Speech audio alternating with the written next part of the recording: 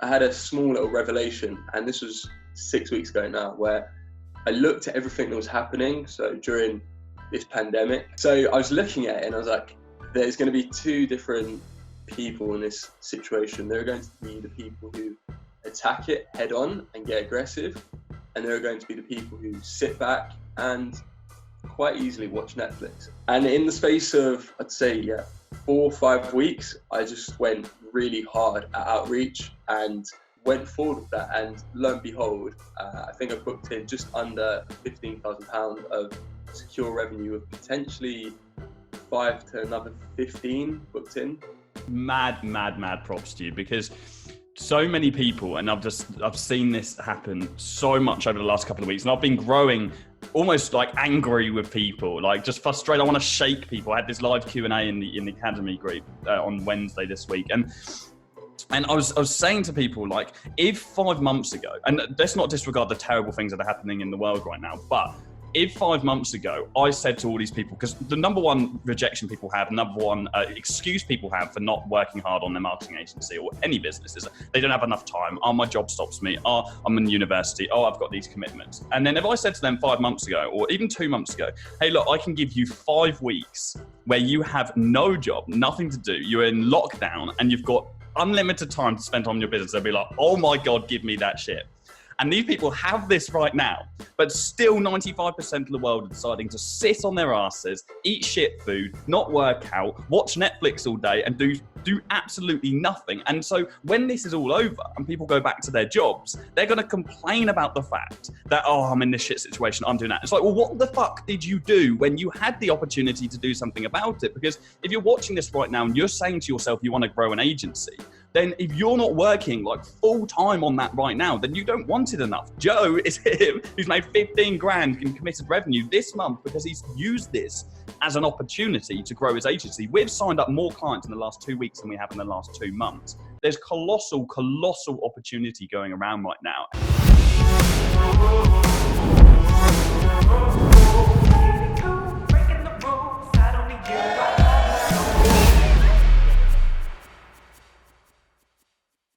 What's up, guys? Jordan here. Today we are joined by Joe. Joe is a member of the Affluent Academy, and he has had an incredible month with his agency. He's kind of gone full circle with his agency. He's had ups, he's had downs, and I'm going to let Joe cover that today. I think this is going to be a mega valuable interview for you guys.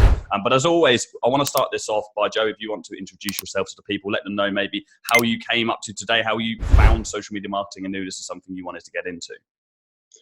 Thanks for the warm introduction, Jordan. I've been part of your community for a little over a year now. Have received mega value from it. Just wanted to first and foremost start with a big thank you. This has really helped me progress. No worries. So as Jordan introduced, I'm Joe Testouri, founder of Bespoke Brand Developers, social marketing agency based down in Covent Garden, London. We first started as a web design agency and literally had no clue as to what we were doing. We were pitching for projects, and it was essentially, I say pitching, it was just like going with the lowest offer that someone would accept. And I knew that wasn't a sustainable business. So with a bit of foresight and understanding a bit more about business, trying to use all the skill sets that I developed in my young, short journey in entrepreneurship, so to speak, we transitioned into a social marketing agency in and around January, February last year. So as probably most people that do get into social marketing, they don't really think that they're going to be a social marketer at the age of 10, probably because you couldn't 15 years ago. But I kind of saw a few gaps in the market and saw it as an industry which was growing, thriving, and essentially a service that businesses needed, not wanted anymore.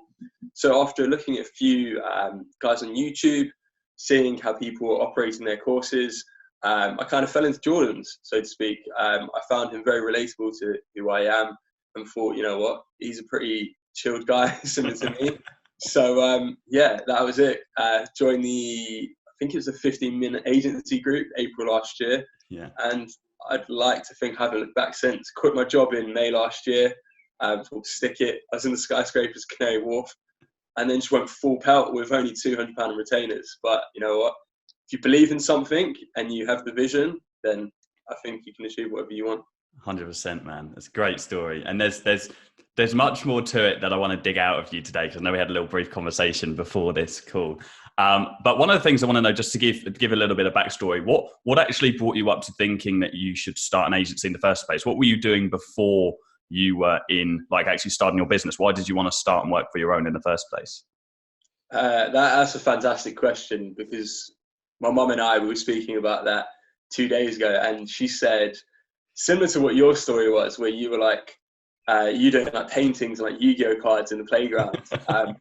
When I was in year 4, I ended up trying to, so short-sighted of me, but I tried to draw out Simpson comics by hand, every single issue. So like when they would have the time frames, I thought I could like change Homer and like Bart like strangling each other from like that to that. And anyways, my mum believed in me. She was like, look, if you want to give this a go, we'll go to the print shop around the corner. I'll print it for you. You can sell the copies. And then I was stopped by a teacher. She was like, oh no, you can't do that. And then went back to my mum. So she told me I can't do it. She's like, tell her you're going to go back to it and donate half the money to a local charity. She's like, no, I still didn't buy it. So I always had that little spark. And I think with most, I think entrepreneur is a cliche word, but with most people who want to do their own thing, they've always had little niggles where that they didn't achieve great at school. I mean, I came out of GCSEs with like a load of C's, did BTECs at college and did all right at uni, to be fair. But it was always a thing where I never wanted to, I wouldn't say be dictated by people who work in jobs, because that's not the case.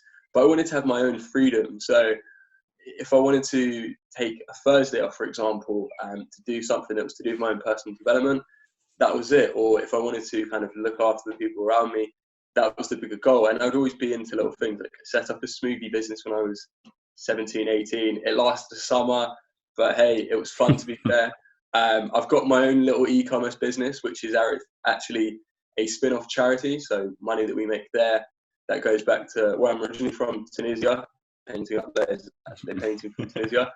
And it was always a passion of mine. And I had 2 jobs, similar to you.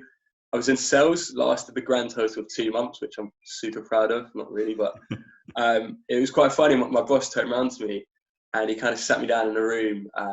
And it was because I was kind of transitioning into marketing. I was like, yeah, I kind of fancy marketing a bit more. Saw they had a department. But anyways, long story short, he came back to me. He was like, don't think you're cut out for sales. And it was always one of those things that I thought, you know what, I respect your opinion. He's the same age to me, but bollocks to you, because I know where my skills lie and I know what I can do. And maybe this position just wasn't right for me because one reason or another, or maybe it was timing, but I realized in the long run, what I wanted to do was work for myself and grow things that I actually felt passionate about. Mega, mate, that's amazing. And I think you need that. You need that push from someone, almost someone to say to you, like, I had the same thing, like when I was in my sales job. Like, he didn't tell me I wasn't cut out for sales. He just said to me, he tried to talk me out. I said, I'm going to start this marketing company. This is like why I want to leave this company. And he was trying to just talk me out of it. He's like, so hang on, you've got 2 clients at the moment, because that's when I quit. And he was like, so if you lose 1 client, it's 50% of your revenue. He was like, I don't think this is going to work, Jordan. Just basically saying to me, like, I don't think you're going to be successful. Like, and now I'm making his yearly wage on a monthly basis. Like, so it's like, well, fuck you, mate, because I can, and I will do that. And having someone doubt you is almost that push that you need sometimes to be like, do you know what? Like, I'm not having somebody tell me what my skill set is, what I can do. So, mate, mad props to you for that. And so you had like really quick early on success with your agency, and then I know you mentioned to me you had like a bit of a lull period, and you've really recently kind of given yourself that kick back up the arse to make shit happen. So, do you want to talk us through that process, kind of your kind of rise, and then maybe the dip that you went through within the agency? Absolutely. And I think this kind of comes down to probably jumping before I could walk, so to speak. But I mean, anyone that has belief and really believes in themselves, they can do anything. If you, probably a bit extensive, but if you think you can run a marathon in 2 months and you train every single day and you go for it, you do better than the person who doesn't think it, because it's all about belief. So I quit my job, exactly a year ago now, and literally came back from a holiday with my girlfriend on a Sunday, went back to work on the Monday. And I was there for like the day, and I was like, you know, there was just like, and I remember reading the stats, like 80% of people don't enjoy their jobs. And I looked around my office, and I'll never forget, I was like walking past the corridor past another girl in the office. I was like, good day. And it was a Tuesday, and she was like, no, it's a Tuesday. And I was like, oh, this is not where I want to be. So it was May last year, quit the job, and they literally gave me like, they were like, yeah, you can finish the day and we'll pay you for the rest of the month. So I was like, cool. Quit. I was on £200 worth of retainers. I was literally doing social media management, but had some skill set. I ran ads for my dad, who's a builder. We did £500 worth of ads, got him one project in 22k, and that was it. I was like, you know what, if I could do that for him, then I can do this for other clients. And I was in web design before, as I mentioned, and I always knew about leveraging what you had. So like, what are your past skill sets? What do you currently have? What results can you show? And I thought, okay, cool. What can I go on and show people? So after that, signed up a few clients, and then had a bit of a personal problem, so to speak. Won't go into it. We spoke about before, Jordan. But that was kind of, it was tough. It was one of those things that was human, and it's a thing that everyone thinks growth is linear. Everything goes up like that. Whereas that really taught me that, you know what, you need to have the balance between business and life. So come the end of summer 2019, easy to say I took my foot off the gas. I wanted to have a mental relaxation break, which I thought would have lasted for 2 weeks, but became quite lazy. It lasted for maybe 2-3 months, where I wasn't doing any outreach. I got quite comfortable. I was on maybe 2.5 grand, and it was just complacent, really, if I was to say, quite easy. And then we came into the start of 2020, so a few months ago, and I got to the point where all of these contracts were coming to an end, and I thought, shit, like this is not where you want to get to. And just for some reason, maybe my confidence was a bit knocked, and I thought, I need to get clients, and it just wasn't clicking. It was just taking ages to get things over the line.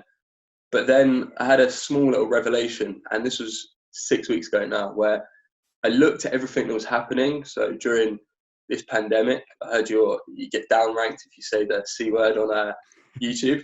They're spying on us. I've heard it from a few algorithms. Oh, okay. Really?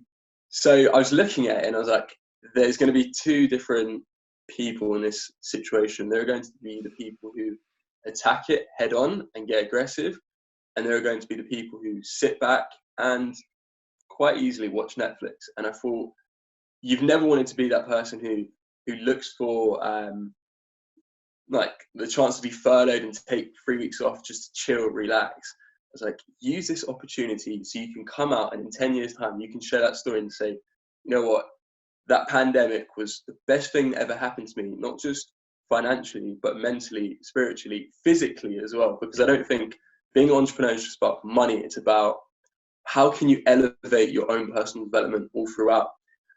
And in the space of, I'd say, 4 or 5 weeks, I just went really hard at outreach and my own marketing, really. I always found that was something that I neglected. I was getting into conversations with people and they just didn't have the trust. So I kind of went back to the drawing board and developed my own marketing strategy, which I'd say is fairly unique to anyone else's, and went forward with that. And lo and behold, I think I booked in just under £15,000 of secure revenue, with potentially 5 to another 15 booked in. Love that, man. That's a mad, mate. Mad props to you, because so many people, and I've seen this happen so much over the last couple of weeks, and I've been growing almost like angry with people, like just frustrated. I want to shake people. I had this live Q&A in the Academy group on Wednesday this week, and I was saying to people, like, if 5 months ago, and let's not disregard the terrible things that are happening in the world right now, but if 5 months ago I said to all these people, because the number one rejection people have, number one excuse people have for not working hard on their marketing agency or any business is they don't have enough time. Oh, my job stops me. Oh, I'm in university. Oh, I've got these commitments. And then if I said to them 5 months ago, or even 2 months ago, hey, look, I can give you 5 weeks where you have no job, nothing to do, you're in lockdown, and you've got unlimited time to spend on your business, they'll be like, oh my God, give me that shit.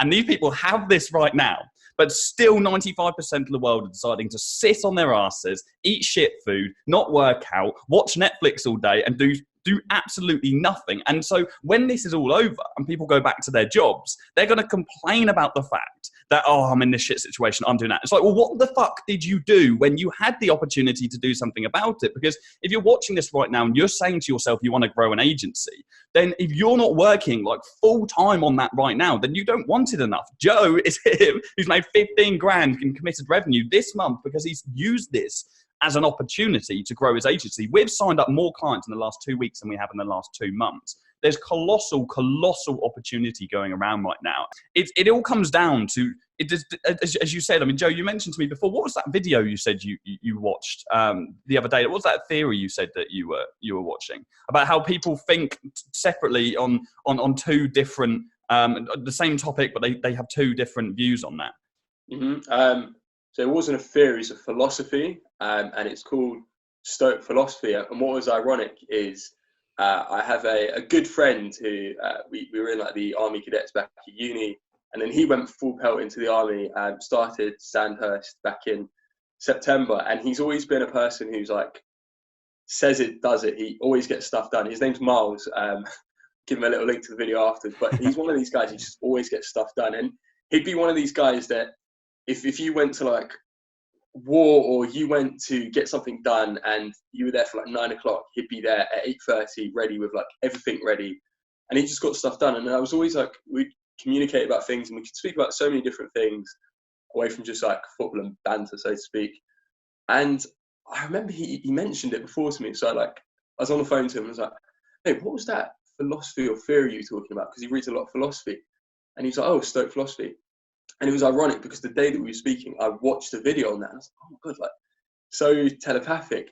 But it's essentially a philosophy. I don't know the whole premise of it, but it says that there are two things in life. There are the things that you can control and you can't control, the external, internal, and just essentially this pandemic is external. So you and I on a micro scale, Jordan, like none of us can control what's going on. Like from where it first started in Wuhan, China, there's nothing we can do about it. All we can pretty much do is allow the World Health Organization and governments to kind of somewhat dictate and guide us and advise us to what to do. So with what's happening there, there's nothing we can do about it. The only thing that we can influence is what we do. So if that means that we go for a run every day or we keep fit, we work on our businesses, those are things we can directly contribute to. So it kind of looks at what are the things you can control, you can't control, and then also don't be angry about things, and whatever's thrown in front of you, you can see it as a positive or a negative. And a lot of people will see this and be like, wow, this is like completely ruined my business. And it really has. But then for us, it's kind of been a blessing. As you said, you've onboarded more clients in the last 2 weeks than you have in the last 2 months. And I've probably onboarded more clients in the last 4 weeks than I have in the last 6 months, to be fair. So it's kind of working quite even. And as well with businesses, you're going to get the business owners who look at this, like you're seeing loads of guys who are PTs or gym owners, and they've turned around and they've seen things before and they're like, crap, like we're done as a business here. And then you've seen other businesses that have literally taken the bull by its horns and said, well, screw it. People are at home. They want to work out. People want to keep fit. Let's jump on that. And that's you've got two people in the same position. It's like two people read the same book, but they get two different things out of it. And they've looked at the same situation and one has gone like that and then one has gone like that. And that's kind of what the philosophy talks about. That is just so key for people to understand. Like we're all in the exact same position with this thing that we can't control. The only thing that's different between us is the things that we can control. So like you can sit there and watch the news and you can get depressed about all the terrible things that happen. You can watch the death counts and everything. And you can just be like, just absolutely monged out by the whole thing, and it paralyzes you. And it's one of the reasons why when I started my business, I've forgotten who it is that told me, but someone told me, I think it was a book I read, like How to Win Friends and Influence People. One of them books says something like about not reading the news anymore, just stopping watching or reading the news because it's just ingrained to make you feel negative and pessimistic. And so I stopped watching the news like 2 years ago. And the theory is that if something so important is happening, someone will tell you about it. So for example, if I know I'm coming out of lockdown next week, well, someone will tell me, hey, Jordan, do you know we're going out of lockdown next week? If it's that important.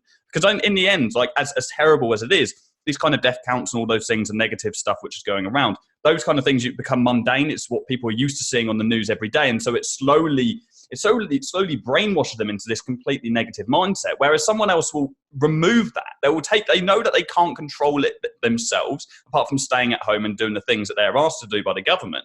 So that as long as they're doing their bit, do not let that negativity take over your brain space when you can be using all of your energy onto growing your business, onto doing something positive. Like someone said to me the other day, oh, Jordan, my marketing agency's gone to shit because all my clients are dentists. And I was like, well, no, like just need to think like a marketer. Because even right now, you got to think, like some of you watching this will be like, okay, well, how are you going to pull this one out for a dentist, right? Well, as a dentist, right, you need to go physically to a dentistry office. You need to get like your work done. You can't do that at the moment. Fine. But there will be one dentist out there or a couple of dentists out there who will recognize the fact that people still want to get their teeth done. The demand is still there. The demand doesn't change because we're sat at home. In fact, we're in front of the mirror. We're probably looking at ourselves more thinking, I really want to get this work done. It's a bit like I want to get my beard filled in from the accident I had when I fell off my board. So it's like I'm thinking of doing this and I want to be the first person they see when I get out of it. And so how do you become the first person a dentist sees? You pre-book. And so somebody could be running ads to dentists, pre-booking people for treatments. So they're the first people that get seen when they get out. And so there's two sides of it. There's the marketing agency who is not thinking like a marketer and thinking outside the box. But then there's also the dentist who's laying over and being like, oh, I can't see my patients. Well, now, like the one down the road who's actually optimistic, who's actually forward thinking is still going to make cash no matter what industry you're in. You got the dentrons, that's a combination of a dentist and a restaurant. You got the restaurants who are doing bookings now, and the majority of restaurants aren't doing that. We've got someone in the academy called Dante who's built this chat bot, which literally he can plug and play. It's like a mini Deliveroo that he can plug and play with any restaurant, and they can have an automated booking system from Facebook Messenger straight away. And so these are all people that are matched with the exact same situation right now. They're given the exact same hardships, but they're treating them completely differently and they're being optimistic. And there's not a single business out there right now that cannot make money in this pandemic. And there are always ways for you to adapt. And you just got to be positive and you got to really hit this hard. And there is never, I genuinely believe that there will never be, unless something like this happens again, and I really hope it doesn't, but I genuinely believe that this is going to create an absolute rupture in the social media marketing and marketing industry as a whole, because business owners are shitting their pants right now. They're thinking, I need to be online, I need to be making money. And so they're desperately looking for opportunity. And often when you're stagnated in your business over 10, 20 years or even 5 years, you've been looking at your business for an amount of time. You can be a little bit small-minded and narrow-minded. You don't really think outside the box anymore. And so often all you need is someone like you, someone like Joe, a marketer, to come to them with the fresh idea to help them go online, to help them transition, to help them come up with a new revenue stream. And that's the way that as marketers, we can make money right now. There's so much opportunity floating about. We've started doing a couple of, even just doing a free ad for a company. If they're really doubting like whether this can work for them, we'll run like a free ad for 5 days, get them instant return on investment, lowest hanging fruit, and then they invest with us as clients. It's well worth doing that. Joe, one thing, just taking it back to you, because I can talk about this thing for ages because I'm passionate and I get frustrated with the fact that, and I'm sure you do as well, like you're testament to the fact that people need to get shit done right now, because when this is all over, they're going to be begging for an opportunity like this again, not for a pandemic, but begging for that opportunity to have this free time. But there is one thing you said, bringing it back, in what you've been doing this month, which I want to dig out of you. You said that you think that your marketing strategy is a little bit different to what other people have been doing at the moment. So I want to know, what have you mixed up this month? How have you started acquiring those clients? What have you done differently? A little golden sauce there. Just a few little things. So I'm a firm believer. I love learning under you, getting your stuff, but I always think if I was to only look at your stuff, then I'd be naive to look away. So I kind of pulled in a concoction of different marketers, looking at how other industries work. I think it may be Dale Carnegie, How to Win Friends and Influence People, or it was another book that I read, which said something about so don't always look at your direct competitors as to what they're doing, but look at other industries and pull in things that other industries are really doing well. So I would look at other industries and be like, okay, they're doing something really well. So if you go onto my social media profiles, which are kind of like revamped a little bit, I've put a link tree in, and that has helped. And I always thought, I don't know what link to put on my socials. And then I was like, okay, just put a link tree, because that way all of those links you can put together. So it's kind of like, for me, when I go out and outreach to people, you kind of have like a virtual CV. So instead of people asking you 20 questions and the lead time getting stretched out, I thought, well, here's the link and that's it. And that way they can go through everything. And I think the biggest thing with marketing agencies, the reason why people and why I got so many objections is because they don't have the money and trust. Those are the two biggest objections, and probably information. That's what I found personally. So I looked at those objections and I thought, how could I eliminate them? And I essentially improved my marketing mix and marketed myself. Before, when I looked at it, all I was doing was I have a business page. I set up my own personal page about 6 weeks ago as well. So it all coincided, probably a bit longer now. And thought, okay, you're educating people, but how can you do that on a wider scale and to volume? So in my outreach strategy, I essentially added that to it. Nice. So you've started doing a lot more outbound stuff, haven't you, within the agency as well? I know you said to me before that you kind of ended up relying on the inbound stuff. So what has been like the main outbound strategy you've been using? Have you been calling? Have you been DMing? What have you been doing? Yeah. So hardly calling. Sometimes I will call. I have no objections against calling. I just find it, I don't know, just probably lazy, if I'm completely honest, to people.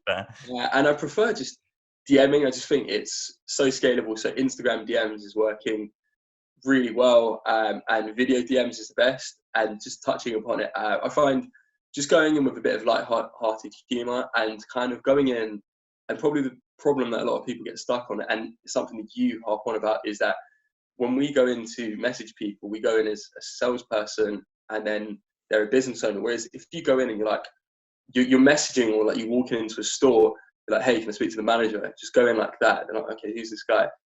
It's all about your tone, the way how you present yourself. And I will go in with a 45, 60-second video pitch, just saying, hey, I'm Joe, founder of Bespoke Brand Developers. I'm not coming in to tell you about this awful hair. It's quarantine day 43.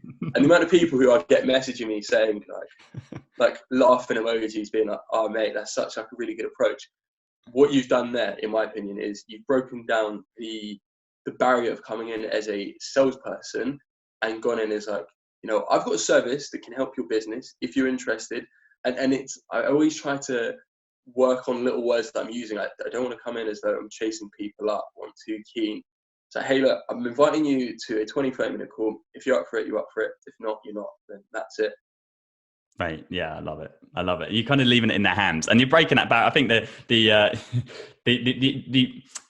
comedic spin on it is really important as well. Like, well, not always, but like for some people, if that's your personality, I think you need to really realize that what two people do. Like, I made a video on cold calling and it's coming out. It probably might already be on my channel by the time this one's on.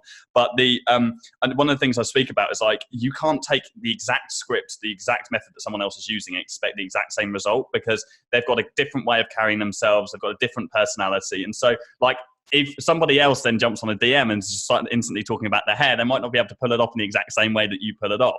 Like, but you need to put your own personality in there based on like how you feel you best build rapport on people based on the conversations that you've had in the past. Because ultimately, the only person that can master your own communication skill is yourself, based on what conversations you've had, what success you've had. And I think it's really, really important, though, to take from that you need personal outreach. You absolutely cannot be sending like copy and pasted messages, come across like straight away like a salesman. You need to say something bespoke. Like I did, I think I put it on YouTube actually. I reached out to like a yoga company recently, had like a yoga video, and I laughed about the fact that I tried to do yoga and I was an absolute failure. And I was like, I just couldn't do it. And so I made that like the initial bit of my outreach, and they were one of the few people that responded to those messages because I actually said something which is personal to them. So that's really, really key.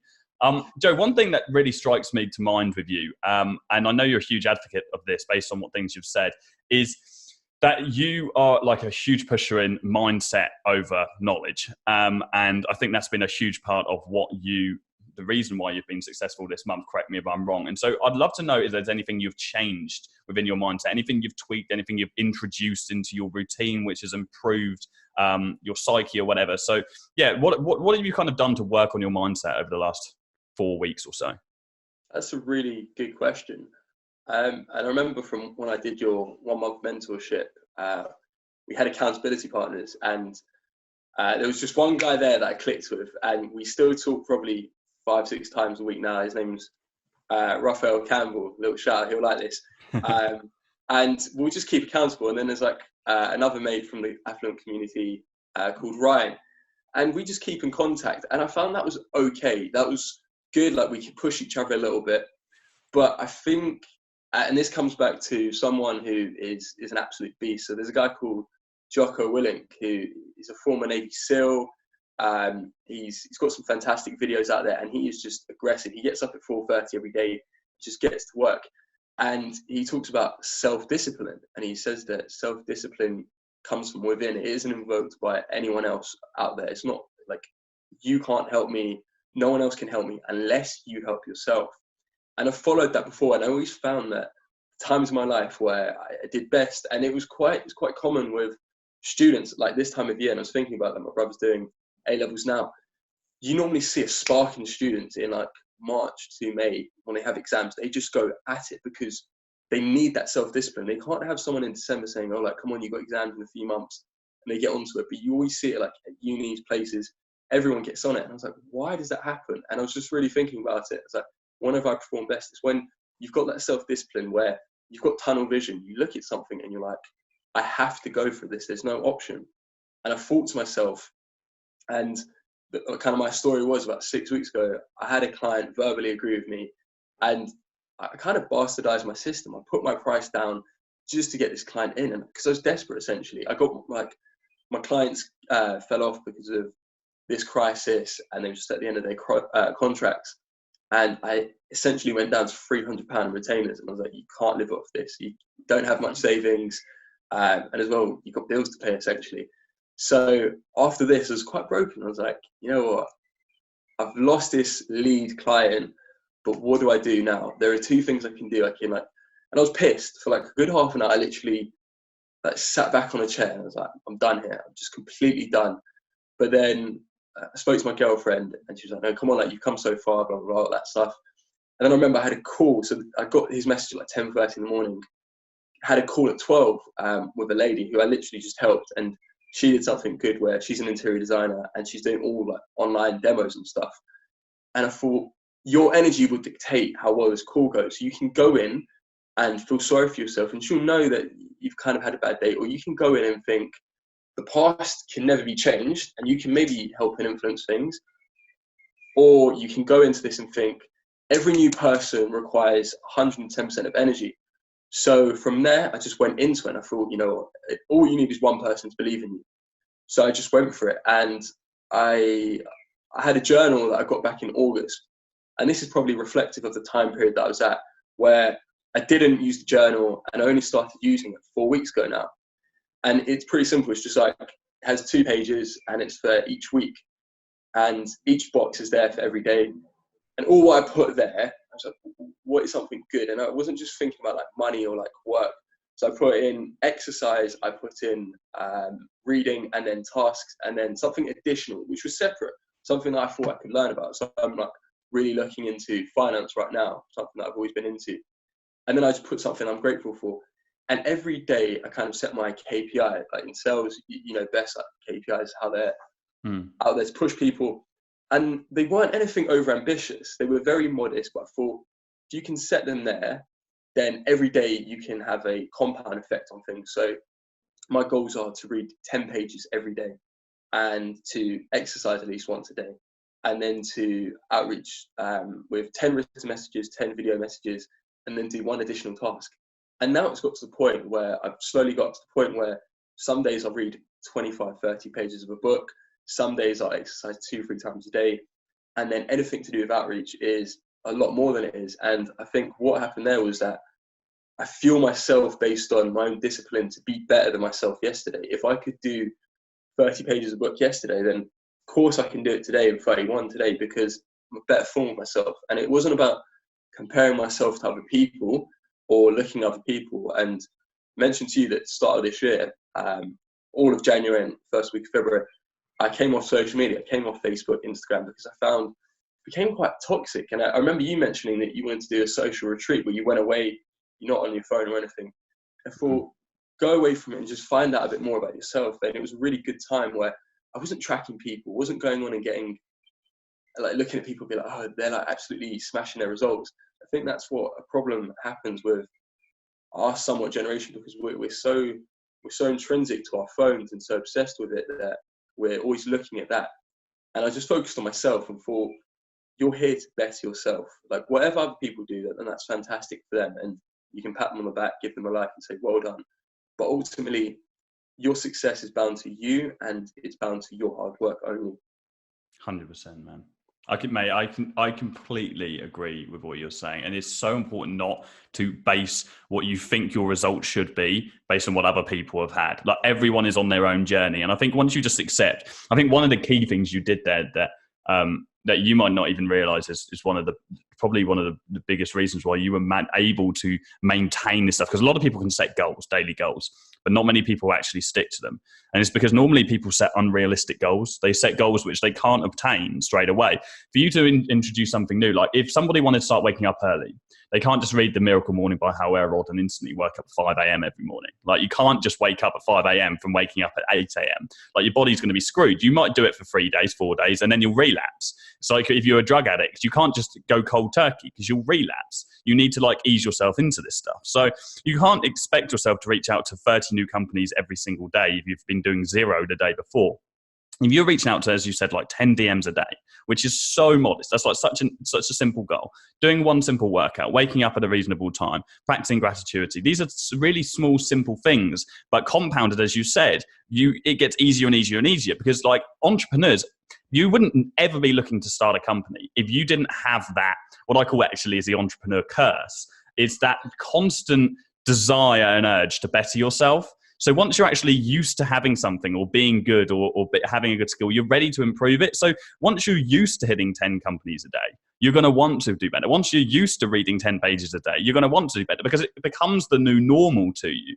And the only way to make something a new normal is if you make it realistic in the first place, so you can actually stick to the thing. So, mate, it's so key. Journaling is like, I've got this here is like one of my Affluent books, and I have this, and it is just full of it's just full and full.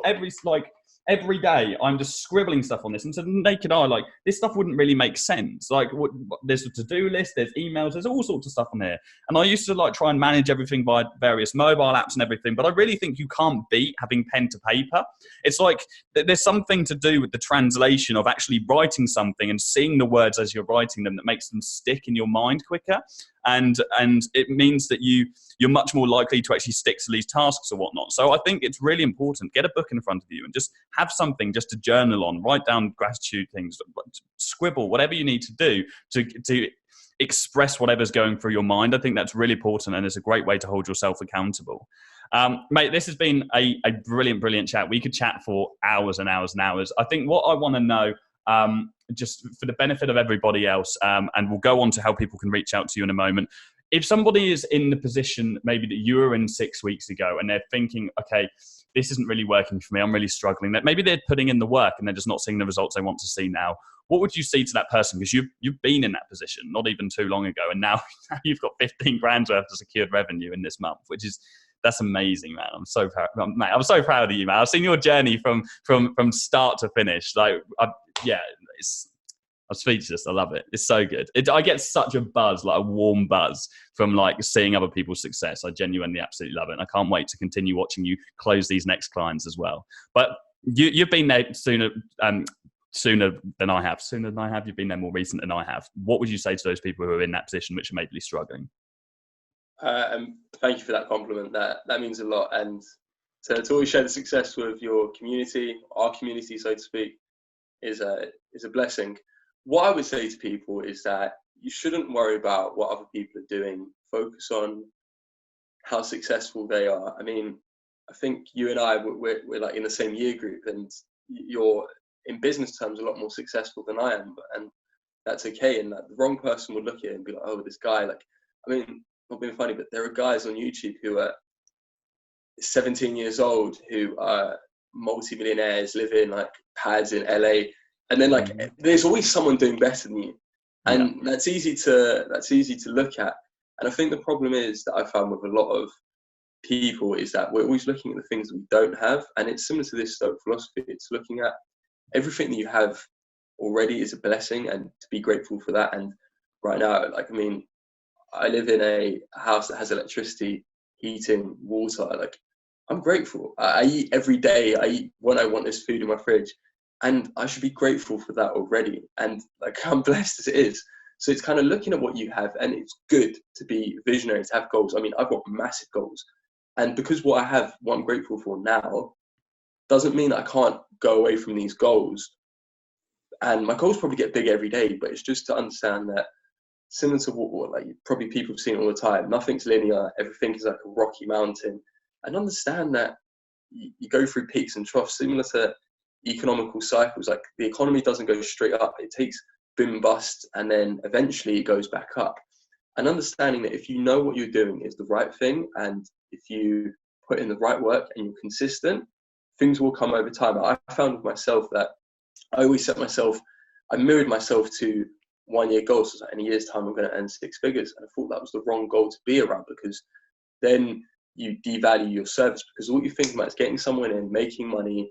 And I thought, I'd rather have 10 clients for 12 months than 5 clients for 6 months, because you're probably doing a better job with those clients with the lifetime value. And then you've probably got a better chance for them to refer you on to people. So essentially what I'm trying to get to is that your success is dependent on you, and not to worry about what other people are doing. Take inspiration from them, get tips, share insights, but understand that whatever you want to do, it probably take a bit longer, but if you're working to a right goal, then it should be worth it. Mate, 100%. One of the things I always say is, like, if you are reaching out to businesses every single day, it is physically impossible for you to not have success somewhere down the line. Like, you physically, if you're reaching out to people, and even if you are screwing up to the highest level, your sales pitch is awful, you're robotic, you're just doing everything wrong, right? You will improve, because your script will only be shit for as long as so many times people reject you. And then you'll get fed up with the fact people are rejecting you. And you'll be like, what am I doing wrong? What do I need to change? And you'll adapt and you'll learn. And as long as you stick with those realistic small targets every day, as long as you're moving forward every single day. Someone said on one of the recent interviews we did that your car, I'm not going to be able to say this properly, but your car essentially only, with your head, when your headlights are on, you're driving to a destination in nighttime, you can only see 200 feet in front, but you can still get to your destination, right? So you need to take it 200 feet at a time. You can only see, just like in the future, you can't see the whole way to the destination when you're driving at night. You can only see what's just in front of you. And so as long as you just focus on what's in front of you in that moment,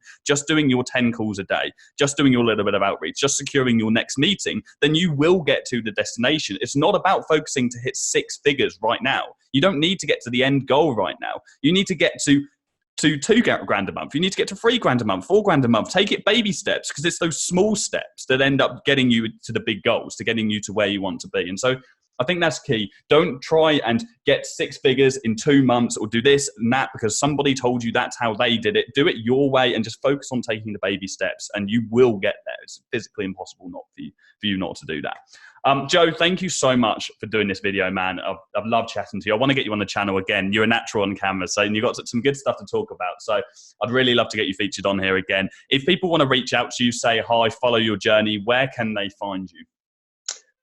They can find me at Joe Testouri Social. That's across Instagram. I have a Facebook page where I post daily content. A lot of it is just stuff like this. I'll probably repurpose a lot of this. LinkedIn, I've got some good content, I hope.